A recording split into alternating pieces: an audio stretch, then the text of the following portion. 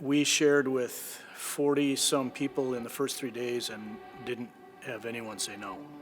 Now, when you're sharing like that, we never know because we're not the judge. God's the judge, of course. But there are times when you can totally see it across their face where they're like, yes, they got this. It was overwhelming that God would use a broken vessel like me to communicate the gospel to people that absolutely need it. I'm not the perfect guy. I've got issues and just having been broken before and a broken vessel. I'm not kidding when I say broken vessel, like pile of pottery glued back together, and you put a light in that and there's lots of light coming through cracks. That's how I feel about me.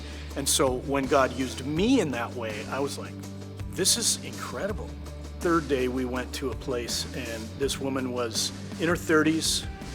I went through the gospel presentation and she said, well, I once believed that, but I walked away from that. God just supernaturally gave me the story, the prodigal son, to share with her. I'm looking at her just intently saying, God loves you and he wants you back. In this story, you're the young son and God is the father and he's running to you to give you, to embrace you and give you a hug.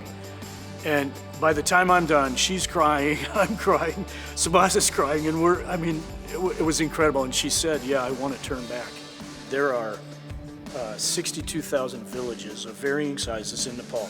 50,000 of those have never been reached for the gospel. They don't know the word Bible. They don't know what that is. They don't know who Jesus is. You know, I just think they can't go to heaven unless they hear the gospel. I know the gospel. I can go share it. If I don't know the gospel, I can learn it and then go share it. God has a work for each one of us. And can he use us? Absolutely he can, and he wants to. I mean, he loves all of us. He wants us to share God's love with others.